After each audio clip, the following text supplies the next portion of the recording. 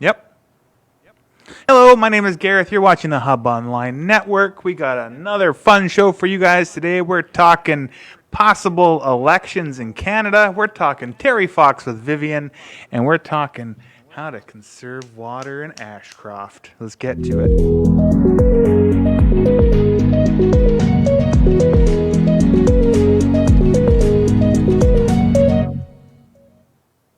Right, so we're going to start off with Vivian Mclean, who is in the studio today, and she's going to talk to us about Terry Fox and the Terry Fox Run.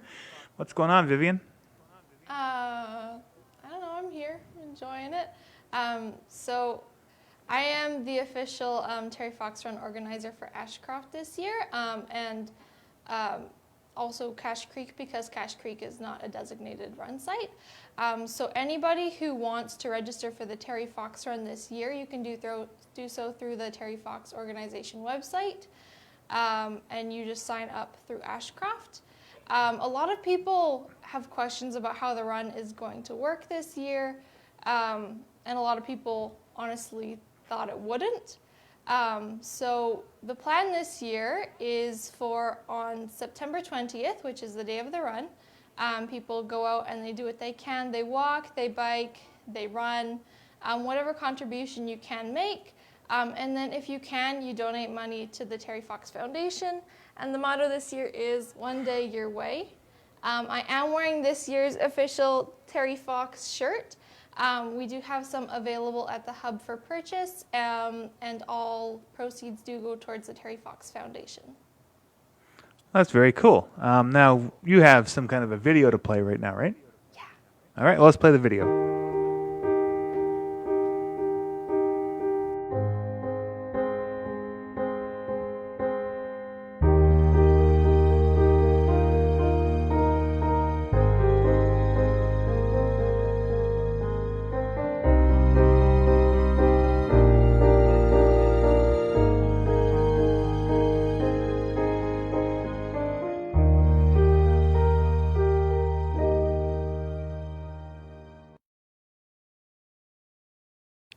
All right, so that's pretty awesome, Vivian.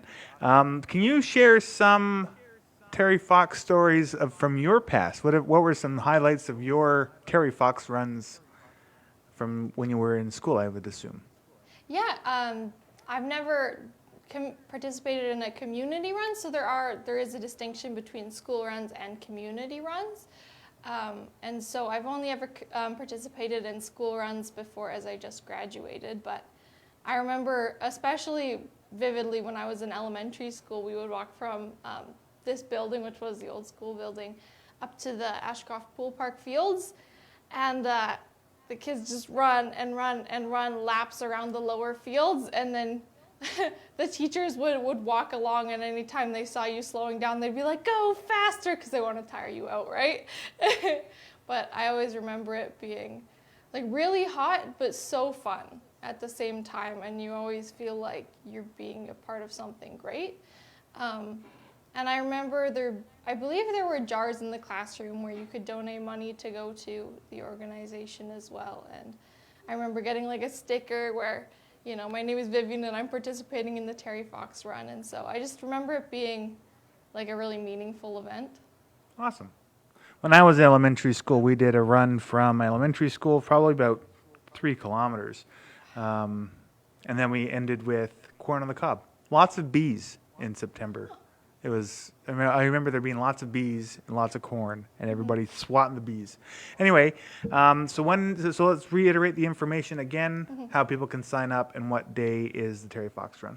So the run is on September 20th this year. It's in 9 days. And people can sign up through the Terry Fox Foundation website under the Ashcroft Run site. Awesome. Well, thank you very much for that, Vivian. I'm going to give you the option to either stay or go, and I will, if you stay, I'll throw it back to you a couple of times throughout the rest of this. I'll get your opinion on some things if you want, but you can go if you'd like. She's making a face. So we're going to move on here, and I'll let Vivian make that decision. So the annual general meeting in Ashcroft is coming up. So when the 2019 annual municipal report goes before council, it will be held during September 14th, 4:30 p.m. council meeting. So that is this Monday coming up. Their council meeting at 4:30 is going to include the municipal report as it goes before council. The report is available on the village website, and a physical copy is at the village office. Public input is always welcome. The council meetings continue to be open to the public, though with limited capacity, as social distancing measures will be in effect, and we will be more on the ball filming council meetings, so we will also be there on Monday night at 4:30. You can check out this particular council meeting on Tuesday morning when we put it up. Desert Sands Community School has started back up for the 2020-2021 school season, and here is a cute video showing what school will look like this year.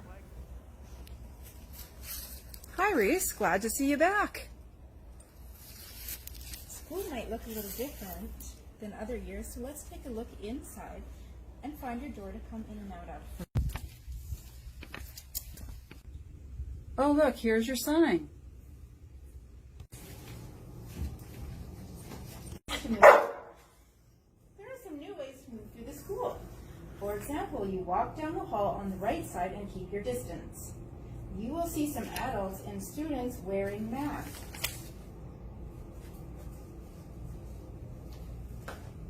You will be with your class, but also part of a learning group. Your learning group is who you will interact with this year. The thing you will do when you come in is to wash your hands every time. In some classrooms, there will be sanitizer instead of soap and water. When you get into class, there will be less furniture and fewer materials. Desks and tables will be spread apart. Some tables may have tape to show how space at a table will be shared. You will use your own supplies, just like Reese. Like Reese, you might be wondering about food. What about lunch, breakfast? Well, breakfast and lunch programs will continue to be offered as before. Food will be brought to classes instead of you going to the food. Everyone is welcome to bring their own snacks and lunches from home, but please no sharing of food. At the end of the day, we leave through the door we came in to go home. If you take a bus, you will have an assigned seat that you sit in the morning and after school. Some students on the bus will have masks, and your driver will be wearing a mask too. Okay.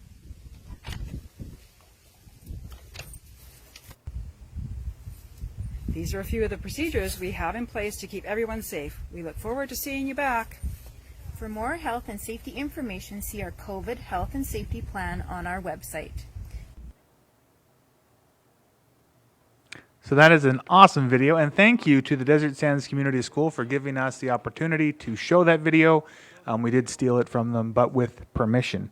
Now, the Village of Ashcroft is doing a water conservation push this year, and they had a wonderful baggie of water conservation tools for everybody. So we got a whole whack of stuff here for your home. So we're just going to go through a few of these things and explain what they do. So this is a Earth 3 spray shower head, 1.25 gallons per minute. So I'm just, for those of you listening on the radio, I'm holding up a very shiny shower head right now. It's pretty hefty feeling, but it's supposed to do a reduced pressure flow and refresh yourself under a soothing shower head with the Earth shower head. A smooth and simple rotation switches the spray style. Conserve the heat used to warm up your water. Thanks to this head's non-aerated design, in turn you save more money on your energy bill, and you're less likely to run out of hot water during your shower. A win-win. Water Sense labeled for maximum performance. So that is the shower head that came in the bag. Then we have the water saving 7 spray garden hose nozzle. So for all those of you again on the radio, I'm holding up a hose head faucet. It has lots of different hard to explain. Nozzle is the word I was looking for. It's blue and black, and it has a whole bunch of different settings. Do you use anything like this, Vivian? Yeah, our one at home looks pretty much the same, where you twist the end and it has a bunch of different settings. Here, hold this.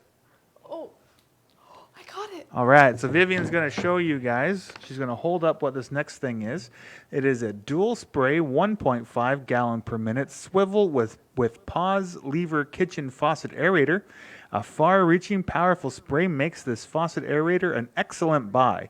Direct the stream to rinse all the sides and corners of your sink. You can swivel the stream to reach so far, and it's so easy to use. That's our faucet aerator. Can even replace your sink's spray hose. WaterSense labeled for maximum performance. So that is, for those of you on the radio, a little applicator that you can put onto your faucet for your kitchen sink. Screws on. It screws on. It's pretty awesome. Kind of small in Vivian's hands, but very cool nonetheless. Then we have the dual threaded bubble faucet aerator, which is 1 gallon per minute. And did you know that beyond saving water, your faucet aerators save you money on heating the water? For your utility bills, the reduced flow rate really does double duty. Plus, the durable plastic screens is easy to clean, more than that traditional metal. So I'm assuming that this one goes on your bathroom faucet. So that's... I don't like that it doesn't move around like the one for the kitchen. And we will have to try these at home to make sure that, just see how low the flow actually goes. We'll talk about that on Tuesday's show. But last but not least, I'm going to give this one to Vivian as well. Nice catch. Thank you. Nice job. And Vivian is holding up a bladder. She's holding a bladder in her hands. And it is a toilet tank bank is what they're calling it. So tame your toilet with a toilet tank bank.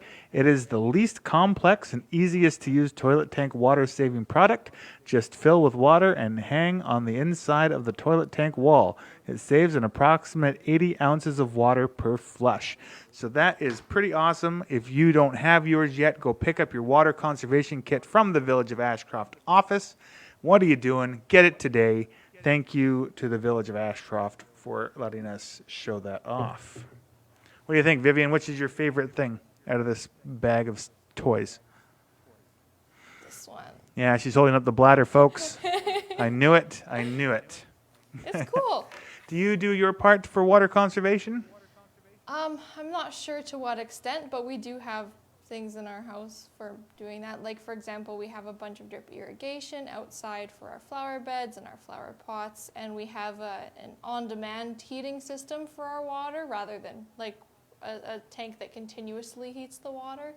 And I believe that our shower heads are pretty water conservatory. Awesome. Conservational.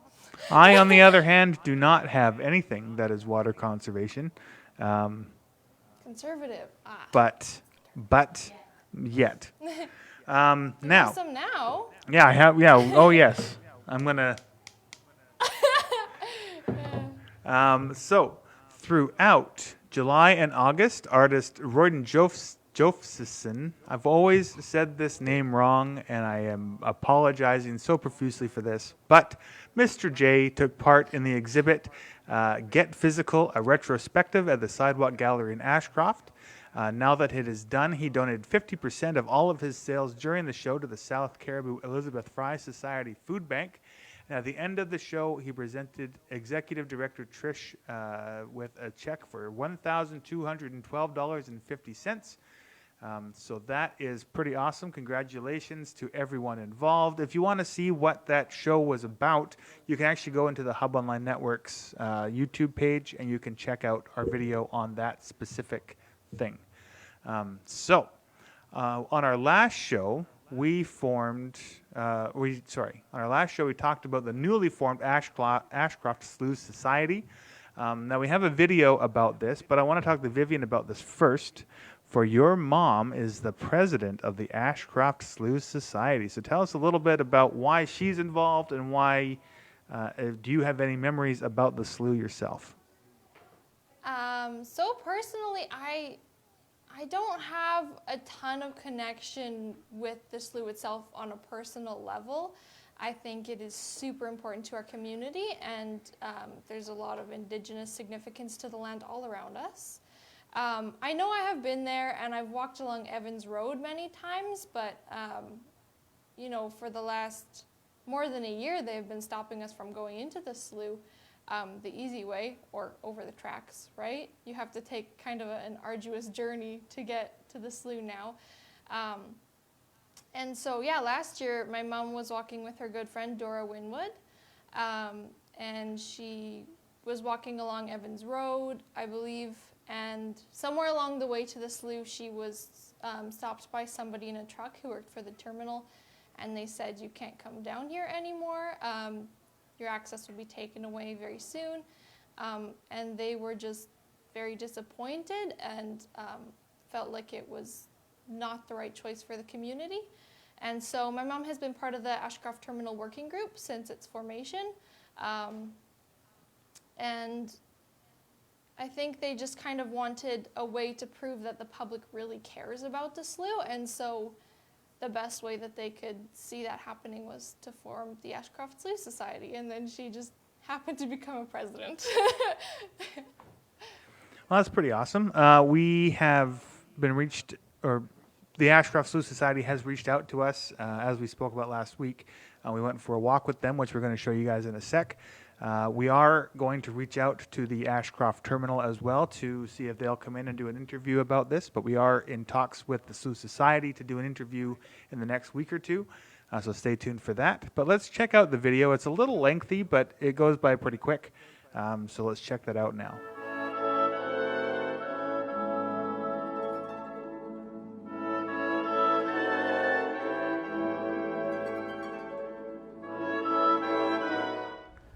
Hello everybody. We're here at the end of Evans Road, or the supposed end of Evans Road, and and behind me you can see the sign that says end of Evans Road. And I'm here representing Ashcroft Slough Society. You can see our website at ashcroftsloughsociety.com. What I'm going to be telling you today is a little bit of the history. We're going to go and see the site where we propose to have a set of stairs and a legal crossing over the CN to a trail access to the slough. And then we're actually going to show you what the Ashcroft Terminal suggests that we do for access, and you can see how dangerous that is and how unreasonable that is.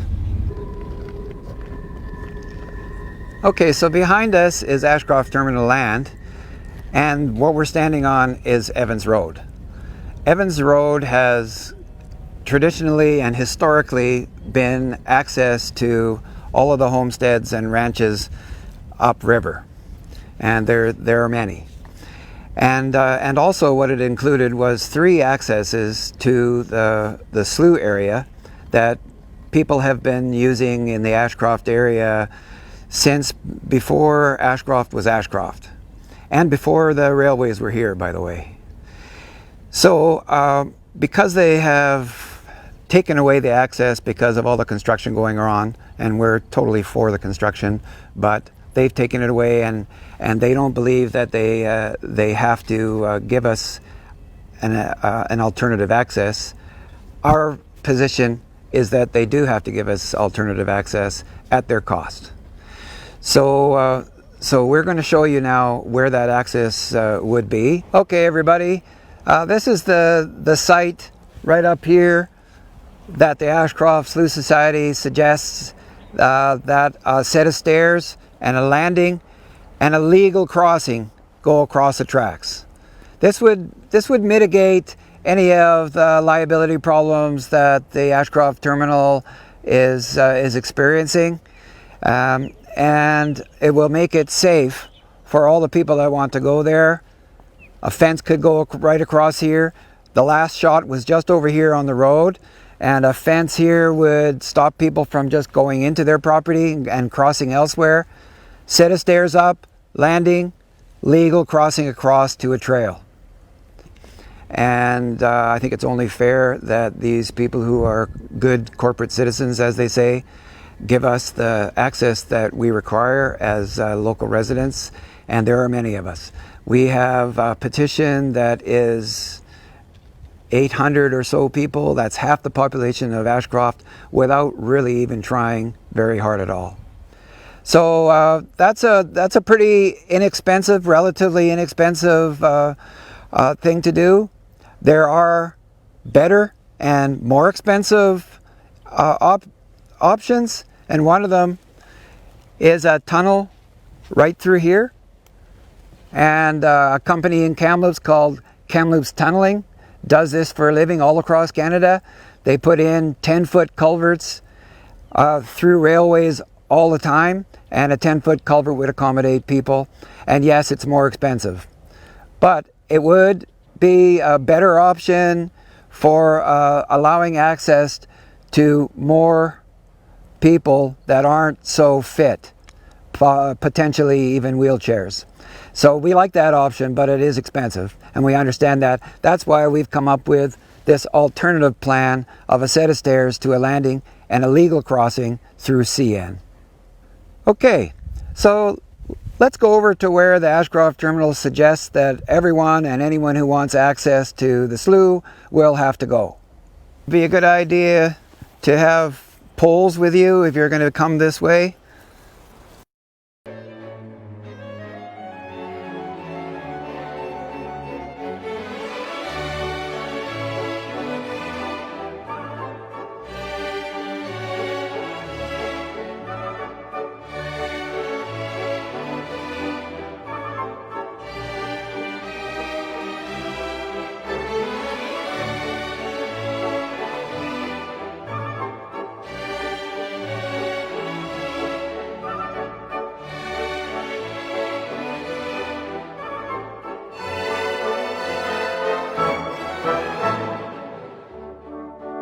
Right at the bottom of this pillar, which is the pillar for the train bridge, is where the water was at the very beginning of August this year. So it stayed high for quite a while. In the beginning of this, well, in the middle of the highest part of the season, it was actually right up here. Way up there this year. So coming around through this area, although it works now, somewhat, it takes probably 3 months off of the time that people can spend at the slough. People like spending time at the slough at all times of the year, and they usually start coming down here to swim mid-May. So, you know, beginning of August, we still have water to here, and we've lost a month and a half right there of swimming alone, let alone the other things that are done here. Okay, so let's continue along, and then we're going to go up onto the bank where we propose that the trail goes.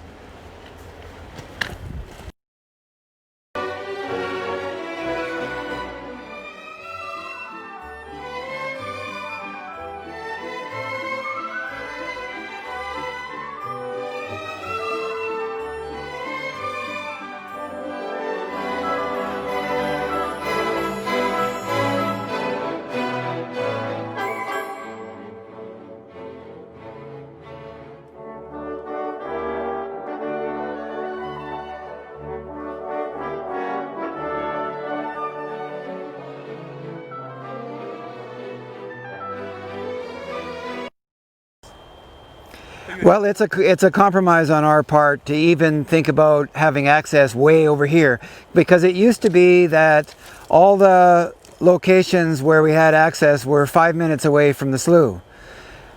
Now this place, even with a good path, is 30 to 40 minutes of walking, even on a good trail, to get there, which is fine, and we're willing to do that because we know that that's going to be a construction zone over there. And there's going to be so many lines from the CN going through there. There's no way that they're going to have any kind of crossing in that location. This location's perfect because you come up and over, you get up on top, you have a good view in both directions, across the river for the train bridge and down this way so that you can see if any train's coming. And then you're on a nice trail and you walk along on the bank up here. This split post from the early 1900s appears to be the border that was the ranch at that time. I know the road used to come along fairly close to the river as well. So we don't know now where that is. But I'm assuming that we're outside of Ashcroft Terminal lands at this point, and we're going to walk along the proposed trail heading upriver. So it will be even though it's longer to get to the slough, it actually has a potential of being like a seawall walk, and the beauty is amazing beside the river as well. So yes, you have to walk 30-40 minutes to get there, but it is a beautiful walk. So imagine a trail here where we're like 3 to 5 meters away from the embankment going down to the river, and so you would see the river on your way up, and that's the slough area that you can see ahead with those beautiful formations. So if we're talking about liability, and Ashcroft Terminal is very interested in having no liability, a trail such as this mitigates that problem. It's such a beautiful trail, easy to walk, and a safe, legal pedestrian crossing at the railway bridge over there would also help that situation that they're afraid of. Okay, so once you find your way up onto this bank and you're walking this trail, you're on your own for liability. That's fine. Keep going this way and you'll see a whole bunch of dead trees over there that the eagles and osprey like to sit on, something that people who come to this area hope for in a day. And you can find your way back down to the river and along the rocks, and then you come to the first swimming hole. After that, you're in what's called the slough area, and there are other swimming holes, places for kids to make sandcastles, places to be on your inner tubes and floating down an easy channel, fishing, birding. So if you've been a user at the slough or are interested in the slough and just want to support us, you can do so through ashcroftsloughsociety.com and join our society at a cost of $5 per year, free to anyone under 16. Have a good day. We'll see you around.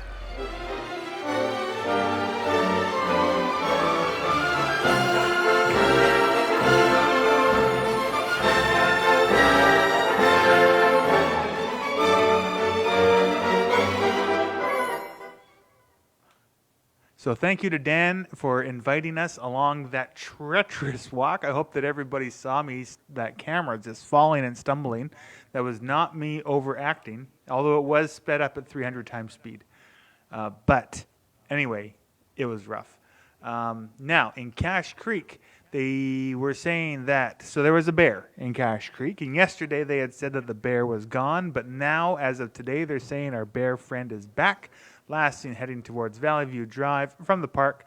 Please try to stay clear of it. If it becomes aggressive in any way, please call our office at 250-457-6237, and we will call conservation.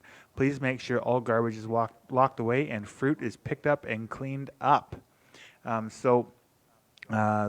Yes, there's the possibility of a bear in Cache Creek, so please keep yourself safe, keep your food out of the way of the bear, and call conservation if you need help. Now, Jessica has put together a video about upcoming events. Let's check that out now. Here's some coming events for Ashcroft and Cache Creek. The emergency first aid course here at the Hub has been rescheduled for October 17th. It's $100 a person. Sign up through the Hub website, ashcrofthub.com. The Hub Anonymous Art Show is on now. Come to the Hub now through Saturday from 9 a.m. to 8 p.m. to view the art in person. Then Monday through the end of September, all of the art will be available on the Hub's website to view, and bidding will be done by phone. For the next 3 days, you can bid via papers that are there. Half of the proceeds go to each of the artists, the other half stay here with the Hub, and funds raised will be used to support ongoing and new programming here at the Ashcroft Hub. Did you know that most of the programming that happens here at the Hub, be it seniors coffee, kids camp, or drive-in movies, is subsidized by grants or other funds? You may only pay $10 a car to see a movie at the drive-in, but it actually costs the Hub about $30 a car to put the event on. The Hub is a nonprofit charitable organization whose mission is to provide more opportunities for community members to connect in synergy through wellness, recreation, and the arts. The Village of Ashcroft has extended the deadline for its water conservation poster contest through to the end of September. It's open to anybody in Ashcroft, ages 5 to 17. There's 1 entry per person. Entries must be on 8.5 by 11 paper. Posters must include a water conservation tip or fun fact. Tell us how you conserve water and why. There's prizes to be won, which is a gift card that can be used at any Ashcroft location, and they'll be awarded to the top 3 posters. Your poster showcased around the village to help inspire water awareness in our community. You earn the title of Ashcroft Water Conservation Superstar.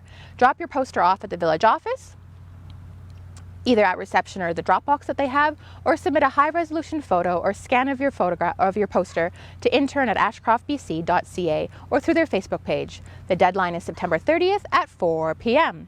Don't forget to head to the Cache Creek Market on Saturday morning. They always have lots of fun vendors, 9 a.m. to 1 p.m. Smile Cookie is coming again to Tim Hortons in Ashcroft, September 14th to 20th. Pay $1 for a delicious cookie, and 100 of that proceeds go to the Ashcroft Lions. Support a good cause and get a treat. You can pre-order for dozens, half dozens, and more by emailing damien@ashcroftband.ca. This Saturday, the Paisley Groove with a local group, Dire Heart, is opening the night at Unity. Tickets are $20. There is outside bar service. There's washrooms. Everything is socially distant seating. Safety protocols in place. The show will sell out at our max of 50, so get your tickets now. Phone to reserve by calling Nadine at 250-457-1145 or through her website, unitycafetakeout.com. And those are your events happening around Ashcroft and Cache Creek. Enjoy! So that is great. Thank you, Jessica, for showing us all the upcoming events in our area. Now let's talk COVID numbers. So on Tuesday when we did our show, we didn't actually have the numbers from the weekend yet because it was a long weekend, so they were giving the number out on Tuesday. But the number over the weekend was 429 new cases, which averages a little over 100 cases a day. And remember that when all this pandemic started, our worst case day was 48 cases, I believe, was our highest for a long time. Do you remember that, Vivian? I remember it, yeah. Yeah? Are you worried about 100 cases a day? I think it's definitely worrying. Yeah, is that BC? That's BC, yeah. Right. You know, I think everybody knew going into the summer that it was going to be tough, and I'm just hoping that, you know, like the hospitals can keep up and that those people are okay. Well, so it was 429 cases over the weekend. On Tuesday to Wednesday, there was 100 new cases even. And on Wednesday to Thursday, we had a record high for BC of 139 new cases. So that is the COVID numbers. Now, the rise in numbers has started a new wave of regulations currently aimed at bars and nightclubs with shutdowns and early last call times. The provincial government has added new health supports that include putting an extra $1.6 billion into BC's public health care system to help keep everyone safe and support BC's economic recovery. Have you heard about any of these new regulations, Vivian? Not yet. Are you in? Do you wanna? Yes. Okay, so the new regulations are they are hiring 7,000 new healthcare workers, many with on-the-job training. This means new careers for people hard hit by the pandemic, like hospitality workers and better care for people in our long-term care and assisted living facilities. They're launching a new hospital-at-home program to reduce the chance of transmission in BC's hospitals. They're providing 45,000 higher dose flu vaccines to seniors in long-term care and assisted living facilities to protect BC's most vulnerable people. And they're adding 450,000 influenza vaccine doses for a total of 2 million doses to help keep more people safe and healthy. Do you get your flu vaccine? Yep. I get all my immunizations whenever I need them. You know, they say that you don't get sick off of those things, but I always end up getting sick for a couple of days after I get my flu shot. And then everybody's like, it can't be from the flu shot. You must have been sick before. Oh, that's interesting. It is, I mean, it is weakened or dead. I can't remember which one the flu is, but a vaccine is a weakened or dead or modified version of the virus itself injected into you so that your body can learn how to fight it in case you get it in the future, and then it's not as awful next time. So I don't see it being unreasonable or unbelievable that you would get sick. Right. So let's get away from COVID for a minute. As time passes, there is still the looming possibility of another election as quickly as this October. Since an election affects us all, we are going to add, we will add what each main political party is doing on their social media pages. So right now, we currently follow our MP Brad Viss and our MLA Jackie Taggart. We talk about one of the sort of top three last things that they talked about on their either Facebook or Twitter account. Trying to find if they themselves actually tweet or say something, which isn't very often. It's amazing how many times they share things or retweet things from other people and don't actually post their own statements. Content. Yeah. But, so what we're going to do is we're going to add each main political party and see what they're doing on social media. So we will see what they're talking about, how current their information is, and if it is making an impact. So you can have as much of an informed opinion as you can should an election actually happen. Now, that being said, if it is confirmed that an election will happen, we will also look at our local people. So we will expand from Brad Viss to include the NDP person, the Green person, and the Liberal person, and anybody else that may be running as an independent. So these will be one of the top three most current Facebook posts, not from the leaders, but from the party's Facebook pages themselves. Also, since we cannot vote for the bloc, we will be omitting their posts. So here's something that the Liberals did, Vivian. So Justin Trudeau went out and he did stuff with black business owners and entrepreneurs make invaluable contributions to communities across the country, and their success is essential to Canada's economic recovery and future prosperity. Today, so what's that, Thursday, Justin Trudeau announced Canada's first ever black entrepreneurship program advancing equitable access to support and opportunities for black business owners across Canada. So that is something that Justin Trudeau did yesterday. NDP had a statement from Jack Layton, which, do you remember who Jack Layton was? No, I'm sorry. So Jack Layton was the NDP leader who passed away, I believe, in 2011. It was a long time ago. I don't normally give my opinion, but if there was one person that I thought that could lead the NDP to an actual leadership role, it was Jack Layton. And it was a shame that he died. I believe he died of cancer. But they posted a quote of his, and it says, "Jack had a vision of and a sincere belief in a better, fairer Canada. Jack told us to have a dream that lasts longer than a lifetime. So with love and courage, let's be loving, hopeful, and optimistic, and let's never let them tell us it can't be done." So that is one of the top things on the NDP's Facebook page. You should really look him up. You might find Jack Layton to be a pretty interesting fella, actually, Vivian. Now, the Conservatives say that COVID has demonstrated the high cost of lost Canadian manufacturing. Our supply chain shouldn't be dependent on the whims of the Chinese communist regime. It's time to smarten up.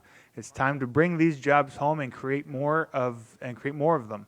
It's time to ensure we Canadians are equipped with the tools and knowledge for jobs of the 21st century. It's time for Canadian brains and Canadian muscle to build a stronger country and a stronger future for our children. What do you think of that one? I don't know.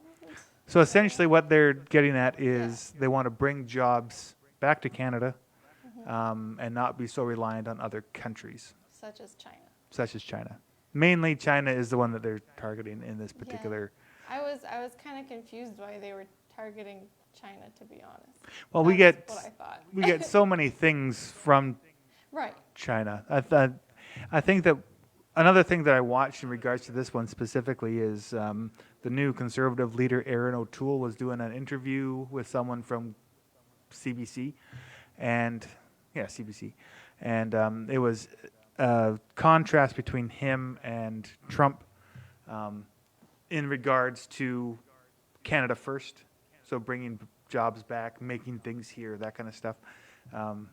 But as for the Green Party, tonight, as in last night, so Thursday night, the foreign policy debate. So join us for this highly anticipated event where the Green leadership contestants will be debating each other on Canada's place in the world.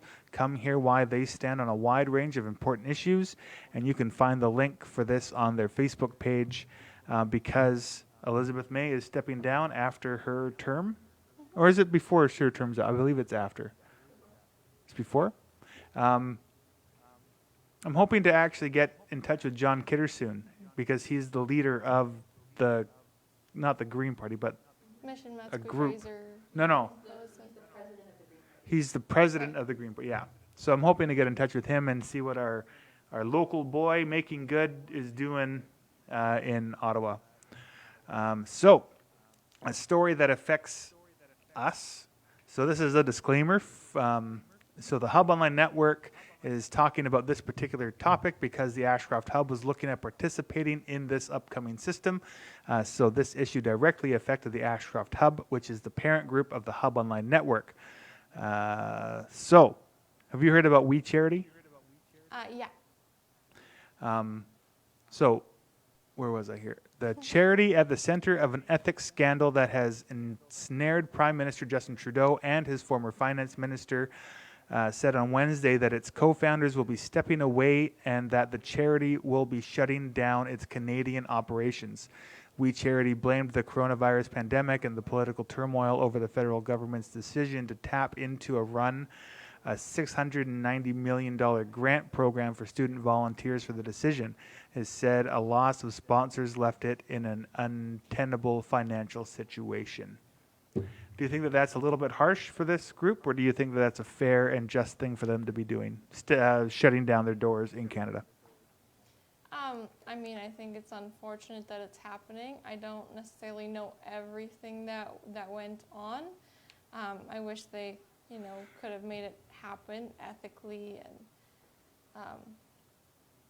yeah, it's really a shame because I think they did a lot of good work. But if they weren't, then there's not really much point in them having such a big influence. I think it's interesting that now it doesn't say anything about them shutting down everything. It just says Canadian operations. Right. Weren't there scandals before COVID With Me Too We? I didn't hear about any. Oh, my bad. So we Charity is a charitable organization that the Liberal government gave, I think, just shy of $1 billion Right. worth of money to implement a student grant base. So like the Hub would have been able to take on volunteers and pay them $10 an hour to help students that don't have jobs for the summer. And then it turns out that there was a bunch of ethics concerns, and so the government took the money back in and amongst all the scandal, and then nothing ever happened with it. Right. So it's just sitting back in the government's pockets. I But obviously didn't know as much about that as I thought I did. that's okay. No, that's a shame. So Yeah, it would have been nice to have that support, but Brad Viss, our local I always do this, MP, says, today on World Suicide Prevention Day, let's increase mental health awareness and work to reduce the stigma. Suicide is a critical public health issue that has devastating impacts on families and communities across Canada, notably in rural/remote and Indigenous communities with fewer supports. Additionally, we've seen the negative effects that the COVID-19 crisis has on the mental health and wellness of Canadians. So be kind, reach out to someone you have not heard from in a while, and if you need to talk, please call the National Suicide Prevention Line at 1-833-456-4566. And in an interesting turn of events today, Jackie Taggart says, on September 10th, 2020, today I have been appointed as critic for regional economic development and small business. Our province has been facing the challenges of the COVID-19 pandemic for 6 months now, and the NDP has yet to put forward a plan to restart our struggling economy or help small businesses that are suffering and need our support. I have heard from small and large businesses in our riding and beyond, and will work hard to develop ideas and solutions to provide opportunities and support in the immediate and long term. I will hold the government to account when they do not take action, and I will continue to fight for a plan that provides opportunity for all of BC. I am proud to serve you. Thank you, Jackie Taggart, for taking on that responsibility. So that actually comes on the heels of Brad Viss taking on a shadow ministry role for housing. So both of our local politicians are doing big things in their respective groups. So that is pretty awesome to hear about our local people. And unless Vivian has something else to say.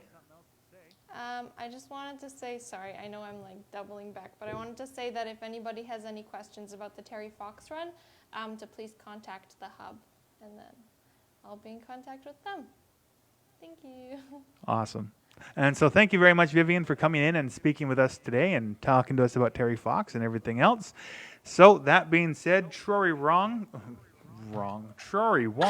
since you are not in the office, if you are watching, wherever you are, we hope you're doing well. Thanks, everybody. We'll see you on Tuesday next week. Have a great weekend.